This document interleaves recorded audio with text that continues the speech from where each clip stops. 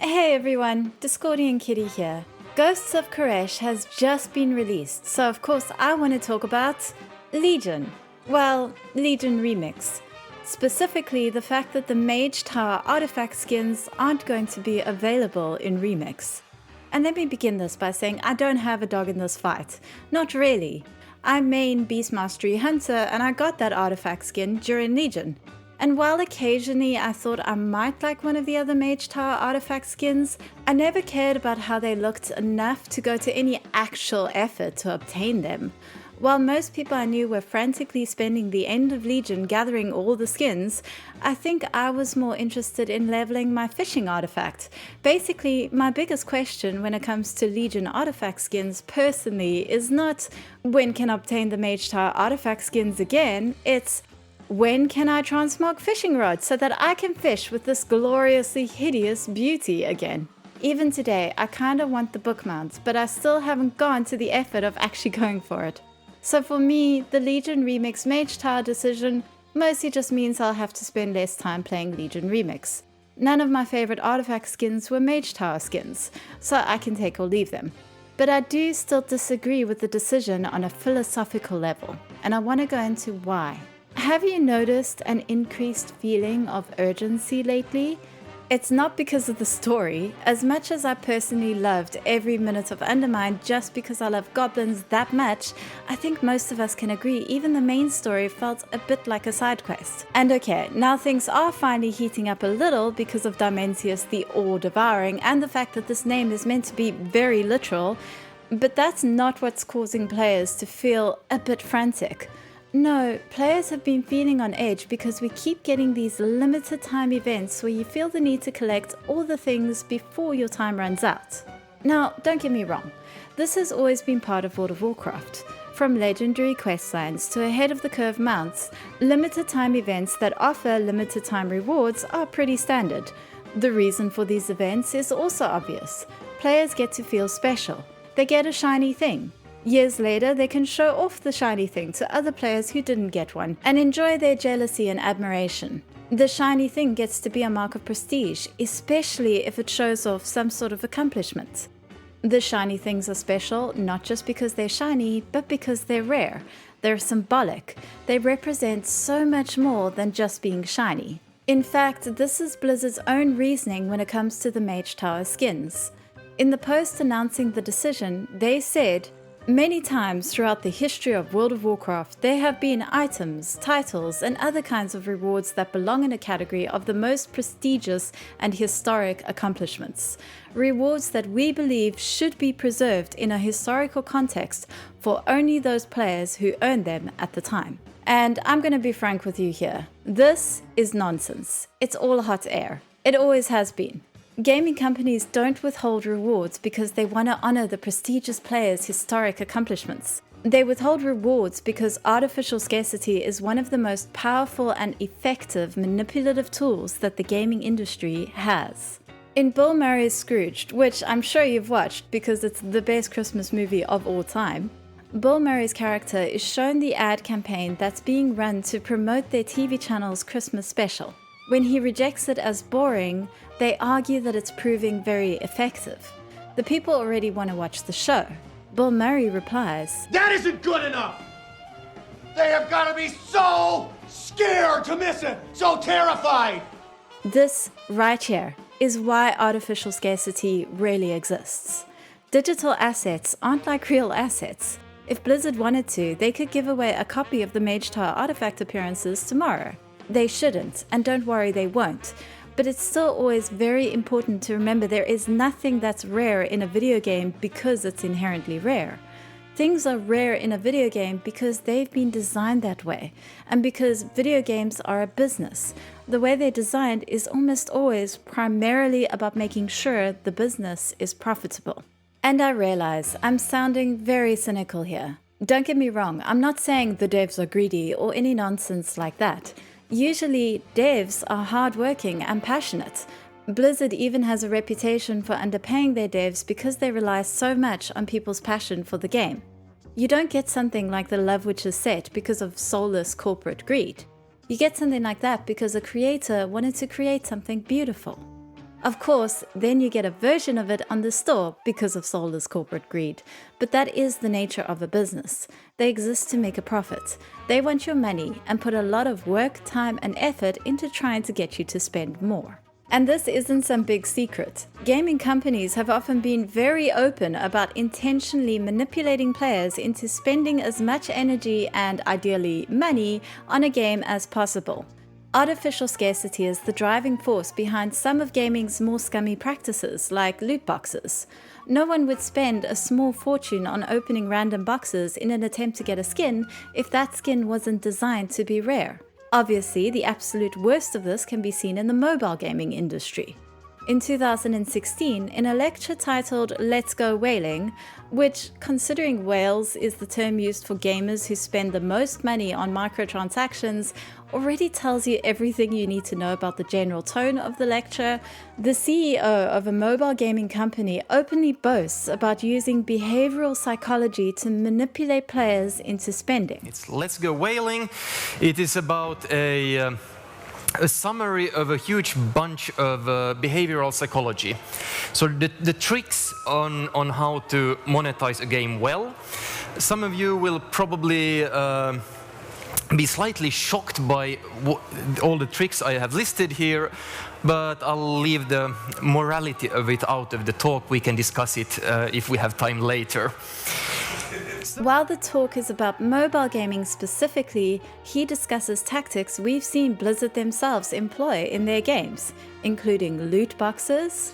You cannot, no matter how much you spend, you cannot directly get the card you want.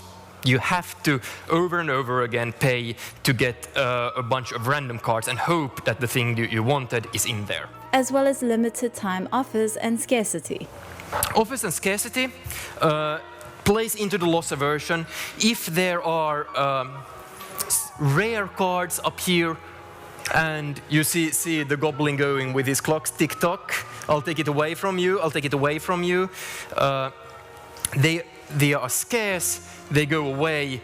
This is a brilliant way to get more, people to spend more.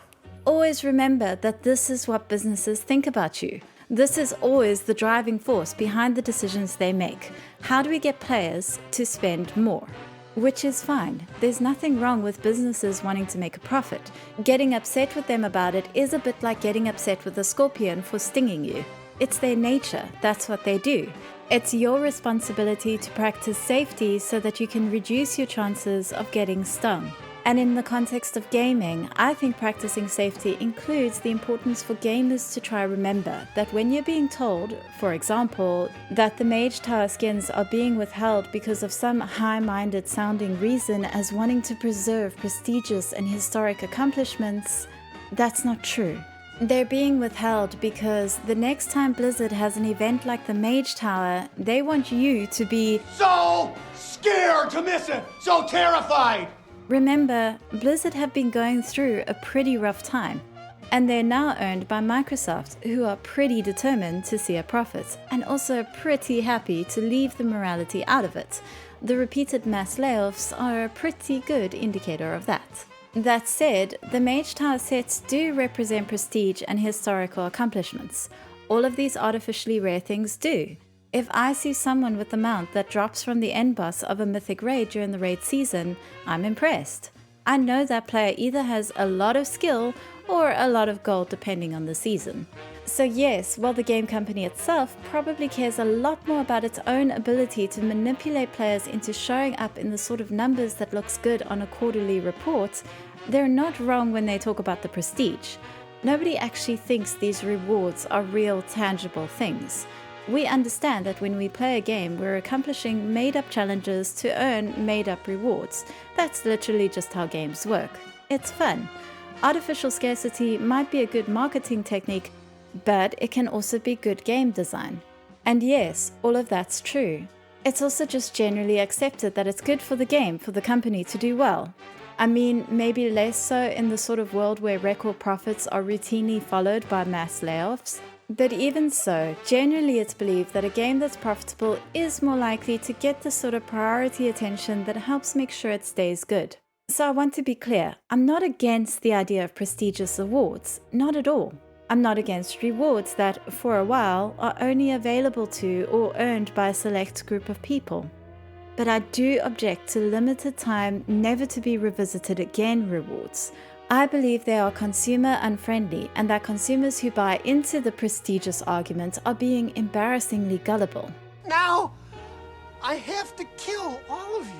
To better illustrate why, let me point to an example of artificial scarcity that, at the time, most people agreed was consumer unfriendly corporate nonsense. In December 2018, the See You Later bundle was a store bundle made up of 3 pets, 3 mounts, and 3 helmets that were about to enter hibernation in the Blizzard archive. This bundle caused outrage as people rightfully recognized how artificial scarcity was being used to try strong-arm players into buying cosmetics they didn't necessarily want. Obviously, there was no need to remove these cosmetics from the store. It's not like Blizzard was keeping them in a warehouse somewhere. It was just a very nakedly manipulative way to encourage a surge of sales. Get them all now, in one fell swoop, before it's too late. At the time, there was quite a bit of outcry about this. But it's a battle with the store that we've lost, thoroughly. Not only is the store busier than it's ever been before, artificial scarcity itself has made its way back to the store, especially recently. At $90, the Reigns of the Traders Gilded Brutosaur was the most expensive store mount in World of Warcraft history. It was only available for a limited time, and according to Wowhead, it likely made over $15 million, or to use the technical term, a buttload of money. And rather than be upset, a lot of people were very happy. After all, it was an auction house mount, which a lot of people desperately wanted, because of artificial scarcity.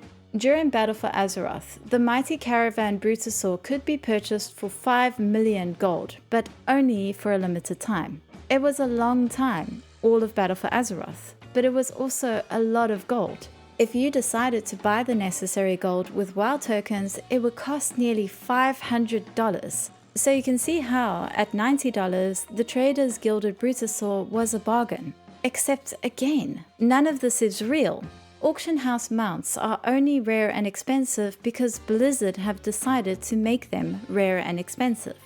After creating the artificial scarcity situation with the Brutosaur to begin with, they capitalized on it years later with the Traders Gilded Brutosaur, which, by the way, is the only mount that has a mailbox.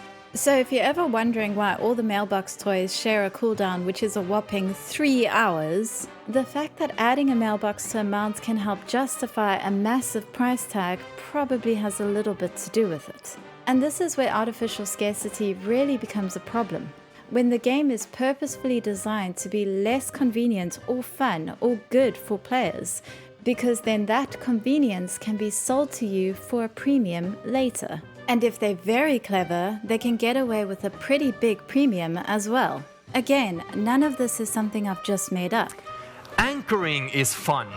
Anchoring means that when we don't know the price of stuff, the first price we hear suggested for it becomes our anchor, and then we compare everything to that. Some games, immediately when you're in the tutorial, they suggest to you you should buy this good IAP for 50 euros or something like that.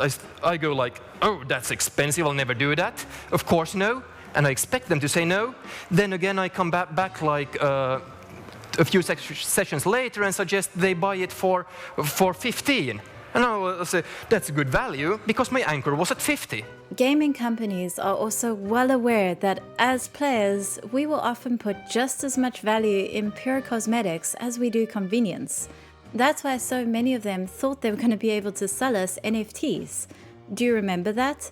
The breathless descriptions of imagining being able to own a sword in a game that's unique, that's your own special, one-of-a-kind sword. Artificial scarcity usually works on us so well, they really thought they were going to be able to start charging us thousands for it. Like, never forget that. The gaming industry thinks we're incredibly stupid and gullible. They believed they could sell us anything. And while NFTs were, thankfully, a step too far, it's not like that perception of us came out of nowhere. I do have to point out, the See You Later bundle was not the last we saw of those cosmetic items. We've gotten most, if not all of them, as Twitch drops since then. Not to mention, Blizzard have used Twitch drops to give players cosmetics that used to be the worst example of artificial scarcity that they have ever bought into, the trading card game. Even with Legion Remix, they've announced we'll be able to get certain rewards that, at the time, we were told were going away forever, like the Violet Spellwing. This has led to a lot of people pointing out, quite rightly, the inconsistency of it all. Apparently, not all prestigious and historic accomplishments are created equal. So how do we know which ones are urgent? And I think that's partly the point. You don't. Putting aside this particular situation with the Legion Mage Tower skins, it's undeniable that Blizzard have gotten incredibly generous with their cosmetics lately. Once, the holiday mounts were some of the rarest in the game, with the X45 Heartbreaker infamously having a 1 in 3,000 drop rate. But Blizzard have made changes so that they're much easier to collect. Trading card game cosmetics and other retired items have routinely been made into Twitch drops. Just recently, the Collector's Bounty event significantly increased the drop rate of all pre-Dragonflight rare dungeon and raid mounts, as well as several other cosmetic items including the Tusks of Manaroth, just in case you missed those in Remix. Remix itself is an event that dials cosmetic rewards up to 11. It's all part of this new philosophy that respects players' time. Except they're still actively trying to make you spend as much time as possible playing their game. They've just adjusted their tactics slightly. I got very lucky during the Collector's Bounty event. I was farming 19 mounts and I got all of them, even the Shadowlands mounts that I only started farming towards the end. But it's also the most time I've spent playing World of Warcraft for a very long time. Thanks to Pandaria Remix, I have more alts than I know what to do with. I spent every week running them through dungeons and raids. I ran out of time before I ran out of alts. Every time I thought about stopping, I just kept thinking, only 2 weeks left of the event, only 1 week left. I don't particularly want this mount, but once the event is done, it'll be a lot harder to farm. Maybe one more character, just one more. Let me try with just one more. Meanwhile, Blizzard keeps adding new things to collect, both long-term and in limited time events. Sure, if you don't get the rewards from the Goblin Emissary this time around, the fact that last event's rewards were also available shows that you would be able to eventually get them next time.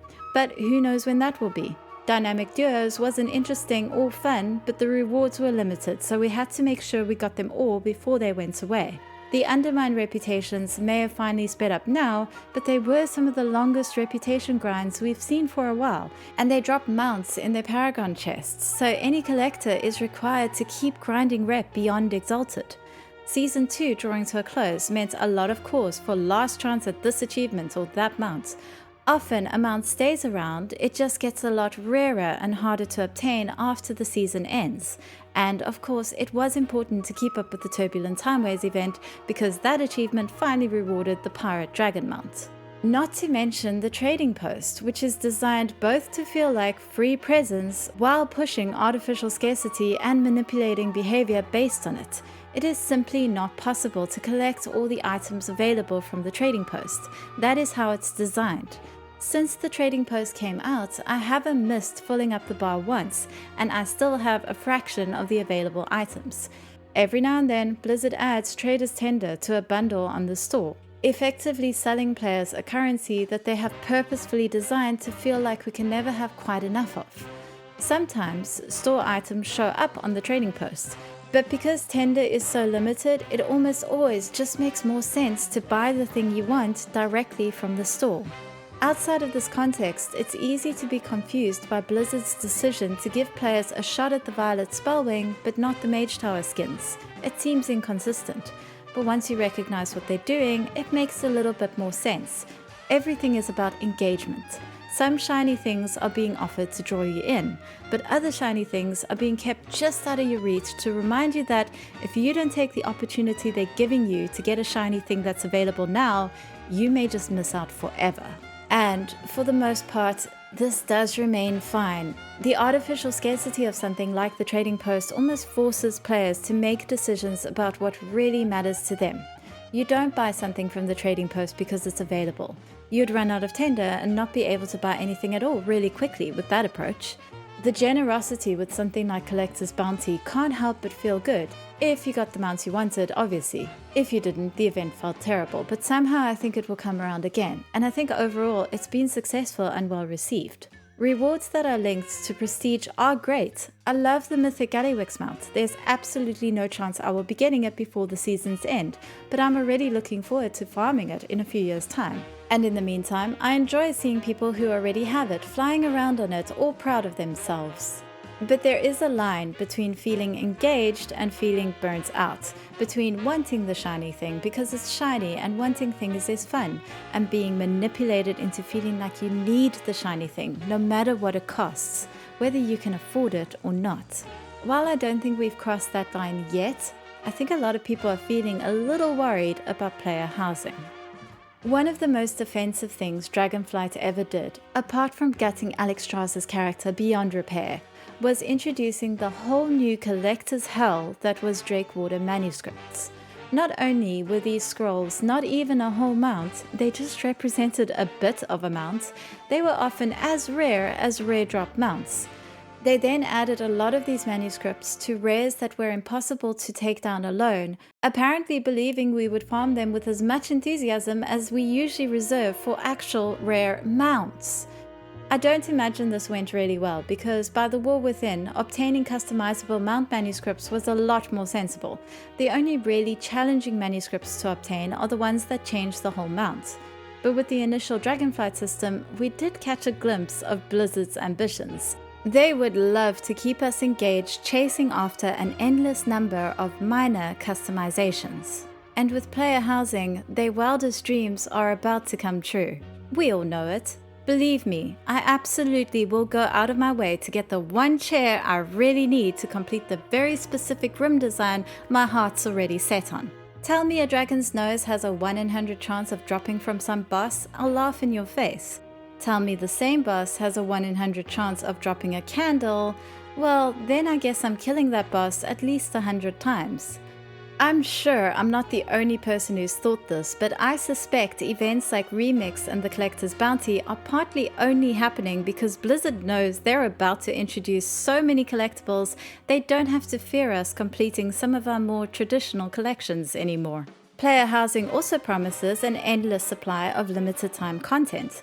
Blizzard has spoken at length about endeavors, limited time events that can be different for each neighborhood and offer different rewards. Thankfully, in this particular case, we don't have to stress too much about not getting the endeavor we wanted. Players will be able to visit each other's neighborhoods and buy from the vendors that other neighborhoods have unlocked, and it does seem like endeavors will have about the same difficulty as filling up the trading post bar. In other words, not difficult at all.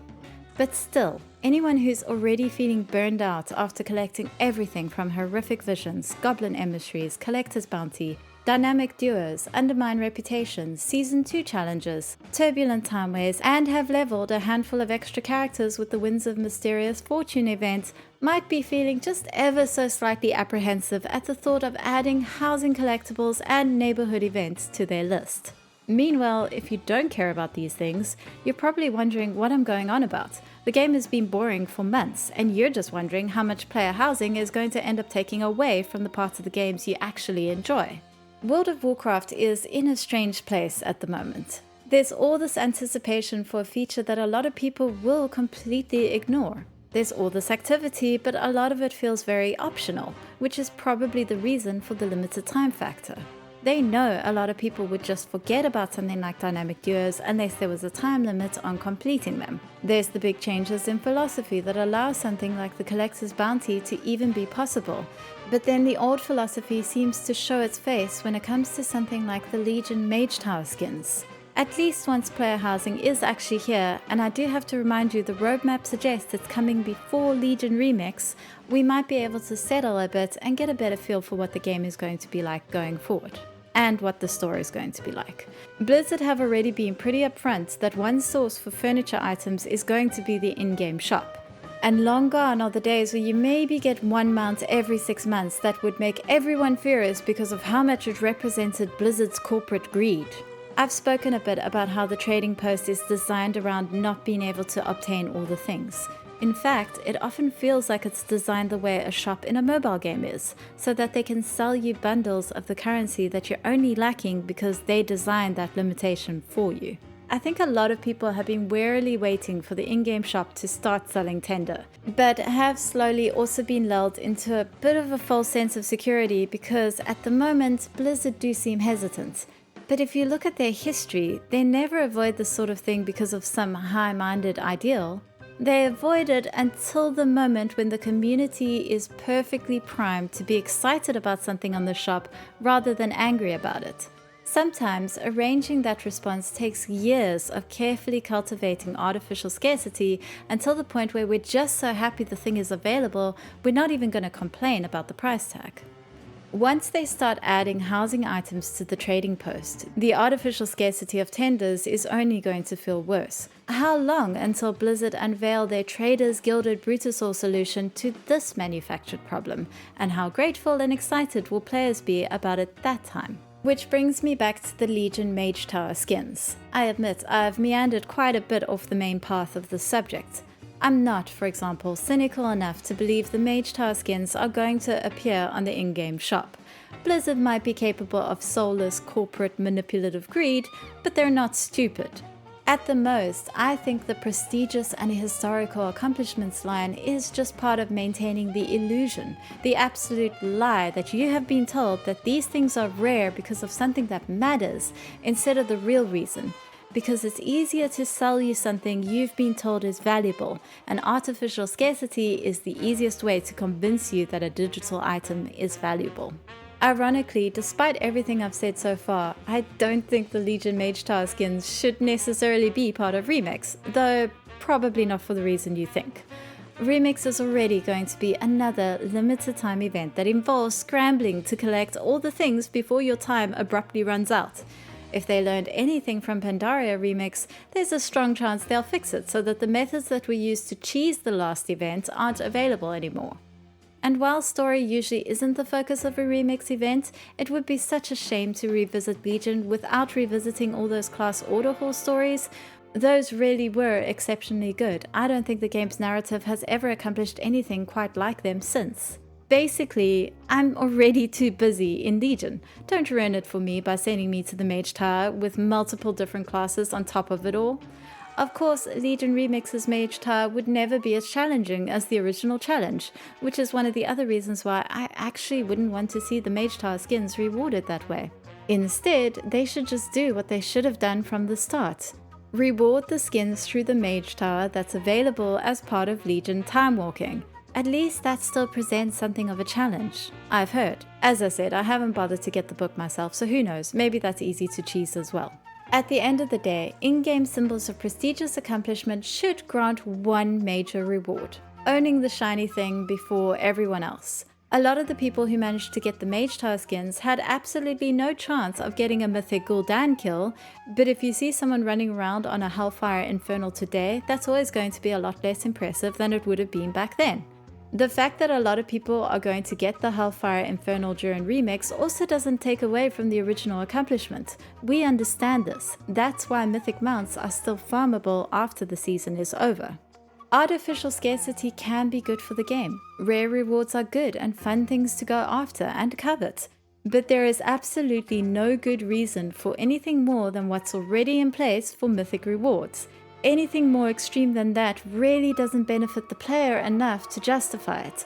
It's only done because it gives the company a tried and tested way to force engagement or make a lot of money off a particular sale. Blizzard are feeling generous lately when it comes to their cosmetics, but they still want you to remember firmly that the next time they bring out an event like the Mage Tower, you will be so scared to miss it, so terrified. When I started playing World of Warcraft, titles were bound to character rather than account. One of the only titles you could get on a level 1 character was the Noble from the Noble Garden event. It was a difficult title to get. It required corpse running and getting friends to fly you around to places. I had it on a bank alt, who also dressed up in extremely difficult to obtain outfits, lovely blue dress, diamond tip cane, so on and so forth. I'd get admiring whispers from strangers. A level 1 character with a title? How did you do it? And then one day, Blizzard made titles account-wide. Suddenly, my fun little accomplishment meant nothing. The game changes. New things become the accomplishments, the signs of prestige. That's how things go. Mythic Raiders don't expect their special mounts and transmog to stay unavailable to other players forever. They know their prestige comes from having the special items before everyone else does. I got the Mighty Caravan Brutasaur in Battle for Azeroth. I spent the whole expansion farming the gold I needed for it. And I loved it. I loved the fact that it made me really useful in my raid team.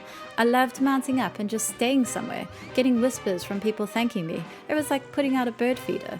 I've always advocated that the mount be made available again, but I'll admit, while I am really happy there is another auction house mount now, although I still think it's quite cynical how it came about, the fact that it was rare for so long and I had it did make me feel special. But the auction house mount was never rare to make me feel special. It was rare to make it easier for Blizzard to sell another one down the line.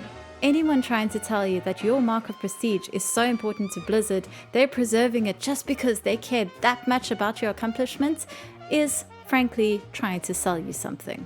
In conclusion, don't buy into the prestigious accomplishment line. It's nonsense flattery designed to mask a cynical marketing tactic. The moment they decide they can profit more from giving more people access to your symbol of accomplishment, they'll do it without even a second thought. Buying into the false prestige created by artificial scarcity only contributes to the same mythology that's used to sell you things you're only lacking by design. While congratulating you on what a good deal you're getting on the thing that's only expensive because that's the price they set. Games should have special things. Games should have rare things. But gaming companies should not be blindly trusted with the marketing tool that is artificial scarcity, because give them an inch and they will try use it to sell you NFTs. If you enjoyed this video, you can let me know in the comments below, as well as like, subscribe, enable notifications, share, tell your friends, all the good YouTube stuff. You can also join me in thanking my patrons who help make sure these videos happen. I try to release a video every Friday, and you can sometimes find me streaming both on here and on Twitch. I'm always happy to talk about all things lore, so while that's all for now, hopefully I'll see you again soon.